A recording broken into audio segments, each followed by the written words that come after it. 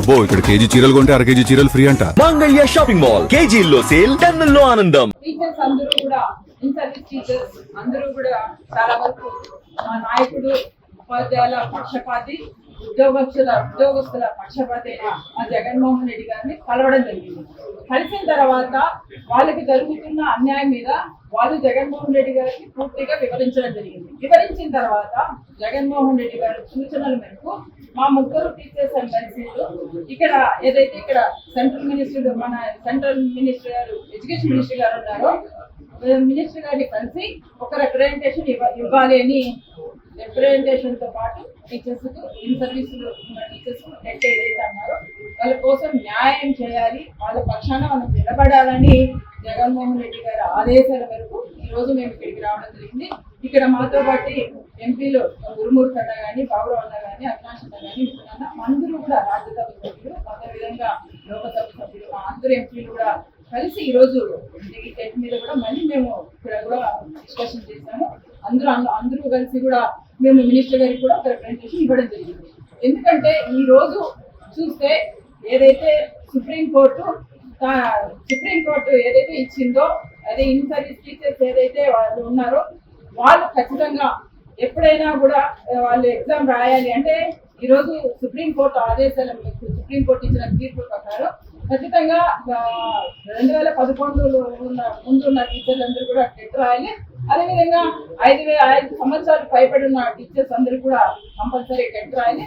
అదేవిధంగా అది వాళ్ళకు కూడా ఒక డెడ్ లైన్ డేట్ చెప్పడం జరిగింది. ఏదంటే ఆగస్టు 31, 2028కి కంపల్సరీ టెట్ క్వాలిఫై కావాలని ఒక టీచర్స్ కు ఒక ఈ డెడ్ లైన్ పెట్టి ఈ గౌరవ సుప్రీం కోర్టు ఒక జడ్జిమెంట్ ఇవ్వడం జరిగింది.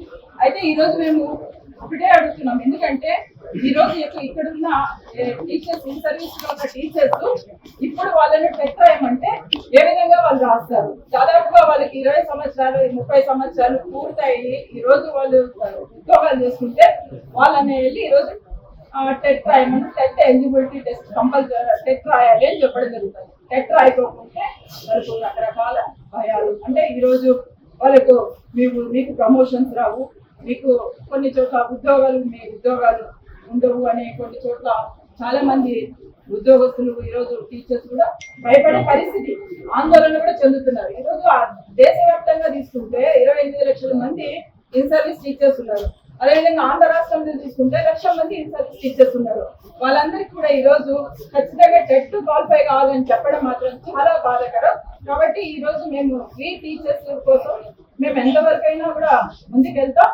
ఈ రోజు మేము వచ్చిన ఈ సందర్భంగా ఇక్కడ మాకు కూడా సానుకూలంగా అంతా స్పందించారు. దీని మీద ఇంకా కూడా ఏదైతే ఈ రోజు టీచర్స్ కోసం వీళ్ళు ఈసారి టీచర్స్ కోసం చెప్తున్నారో వాళ్ళు ఇక్కడ పెట్టడం కూడా ఆన్లైన్ ఎగ్జామ్ అని ఒకటి పెట్టడం జరిగింది.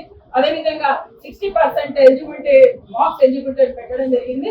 సో ఈ విధంగా ఇంకా వాళ్ళ సబ్జెక్ట్ టీచర్ టీచ్ చేసేది కాకుండా ఇతర సబ్జెక్టులలో కూడా మా మార్క్స్ కావాలి అని చెప్పి ఉండాలి అని చెప్పడం అనేది నిజంగా చాలా బాధాకరం. కాబట్టి వీటన్నిటి మీద ఖచ్చితంగా మేము వచ్చే సెషన్స్ లో వీటి మీద ఒక ప్రైవేట్ బిల్ పెట్టడము, అదేవిధంగా న్యాయపరంగా ఖచ్చితంగా డిస్కస్ చేసి ఉపాధ్యాయ సంఘాలతో కూడా వాళ్ళని కూడా ఒక రివ్యూ పిటిషన్ వేసేటప్పుడు సంఘాలతో చర్చించి ఒక రివ్యూ పిటిషన్ కూడా వేస్తామని ఈ సందర్భంగా తెలియజేస్తున్నాం. ఎందుకంటే ఈ రోజు ఆంధ్ర రాష్ట్రంలో కూటమి ప్రభుత్వం అధికారంలో ఉంది. అధికారంలో ఉన్న వాళ్ళు ఈ కేంద్ర ప్రభుత్వంలో వాళ్ళు కూడా భాగస్వాములే కదా. అక్కడ విద్యాశాఖ మంత్రి లోకేష్ గారు అంటే సీఎం గారి కొడుకు. ఆయన ఉద్యోగస్తుల ఈ రోజు టీచర్స్ అందరితో కూడా ఓట్లు వేయించుకొని ఈ రోజు టీచర్స్ వైపు ఎందుకు నిలబడలేకున్నారు అని నేను ఈ సందర్భంగా అడుగుతున్నా. మీరు కేంద్ర ప్రభుత్వంతో ఒక విద్యాశాఖ మంత్రిగా టీచర్స్ వైపు నుండి మీరు ఒత్తిడి తీసుకురాలేకున్నారు అని నేను ఈ సందర్భంగా అడుగుతున్నా. ఎందుకంటే ఎంతో నమ్మకంగా టీచర్స్ విద్యాశాఖ మంత్రి లోకేష్ గారు వస్తారు, సీఎం గారి కొడుకులుగా ఖచ్చితంగా వాళ్ళకి న్యాయం చేస్తారని అనుకున్నారు. కానీ ఈ రోజు ఏవైతే వాళ్ళు అనుకున్నారో ఆశలని నిరాశలయ్యాయి.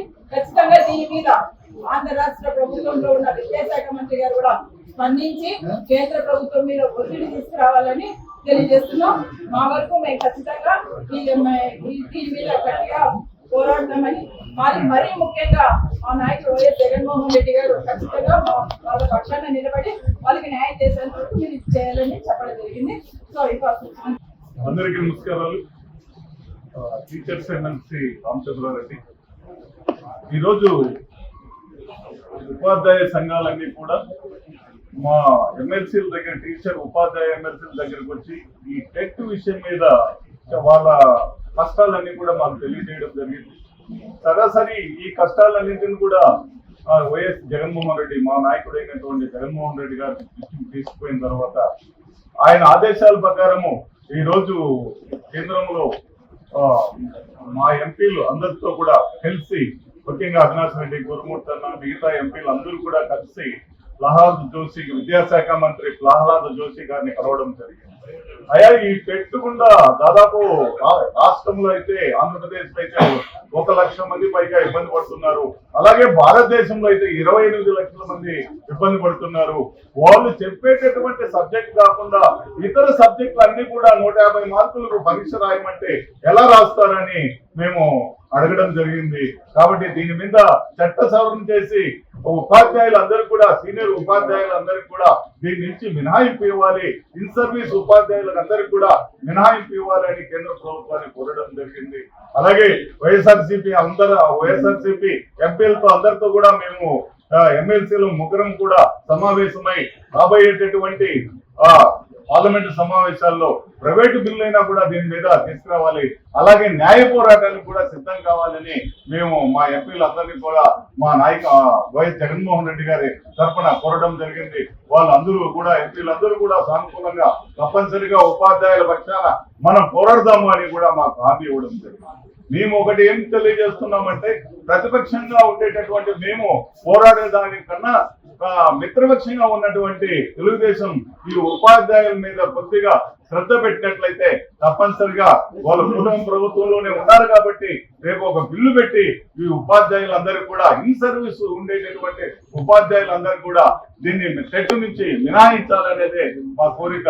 ఇప్పటికైనా కూడా ఈ ప్రభుత్వం వెంటనే ఈ 28 లక్షల మందిని ఈ టెట్ నుంచి మినహాయింపు ఇవ్వాలని మేము ప్రభుత్వాన్ని డిమాండ్ చేస్తాం. మధ్యదశ పార్లమెంట్ లో కూడా ఖచ్చితంగా అన్ని మెథడ్స్ లో, ప్రైవేట్ నంబర్ బిల్స్ లో కానీ, అలాగే క్వశ్చన్లు రేడియోలో కానీ, అలాగే 377 కానీ, 0 అవర్ కానీ, అలాగే మంత్రులతో మళ్ళీ ఒకసారి మాట్లాడటం కానీ, అన్ని వైఎస్ఆర్ కాంగ్రెస్ పార్టీ చేస్తుందని, ఉన్నటువంటి టీచర్లు అందరికీ బాధ్యత వహిస్తుందని మీడియా